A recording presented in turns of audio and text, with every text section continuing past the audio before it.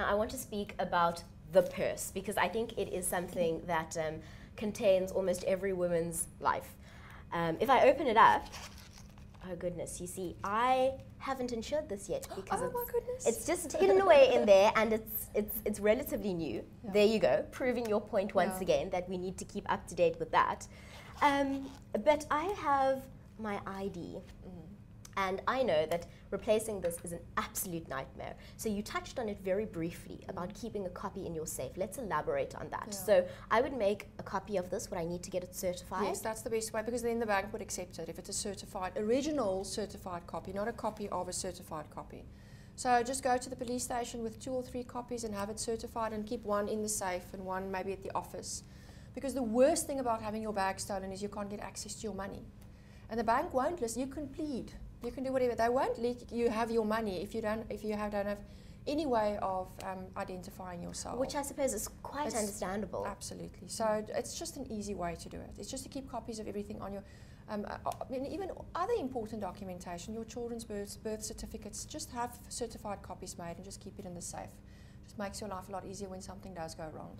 What about contacting my insurer without any of these documents? Now, my ID's been stolen, so has my driver's license. What is the process going forward to verify myself with my insurance firm? I can't speak about the impact on direct insurers because that's not the space that I work in, so I don't know how they identify. They probably would have some identifying questions, so like your mother's maiden name and that sort of thing.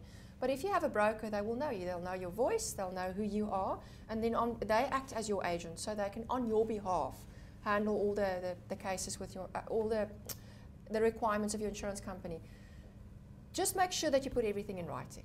An email to say that I've had a theft, please take note, and that I will be submitting a claim shortly. And even if you decide not to submit that claim, you can always withdraw it at a time later in the future. So just get it all in writing and get it out there. Sure, Christelle, we've spoken about so much today, but really the bottom line, I think what we've spoken about today comes down to keeping up to date with your insurance, ensuring that you are having your possessions revalued regularly, and also ensuring that everything that you carry around with you is insured to its correct value. I want to mention one last thing. I think we all do it as women. I don't speak on behalf of everyone, but I know I do it. So I buy things that I don't want people to know that I've spent my money on. So I keep it, especially the husband. So I keep it in the back of my car, and then one day when there's no one at home, you just take it in and you throw the box away, and you put that expensive pair of shoes or that expensive handbag. You've done it, haven't you? I must be honest, I've done it. I'm too newly married to have done it yet, but perhaps it's coming. Because you get to a point where you don't want to spend, you don't want to tell everything about what you spend your money on. A woman must have a certain degree of mystery to her. Absolutely, but now what happens is you almost put that in file 13 in your brain. So you've now spent, you've bought, normally when you lie about these things, it's because when you spend too much money on something. So you've bought an exorbitantly priced pair of shoes. It goes into the bottom of your cupboard.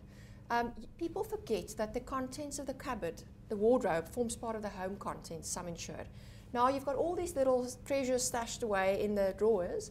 When you have a claim and your value of your home contents is 500,000, and the assessor comes out and he starts doing a proper valuation, all of that comes out. He says, well, your value is actually R1 million, so you're only insured for half of the value. We only pay out half of your claim. And that is possibly the biggest reason for the grudge purchase attached to insurance, is that people underinsure and they get paid less than what they expect. Don't hide things. If you do hide it, up your sum insured on your content so that you're correctly insured. Don't hide from your insurance. Don't hide from insurance. Hide from the husband, don't hide from the insurance company.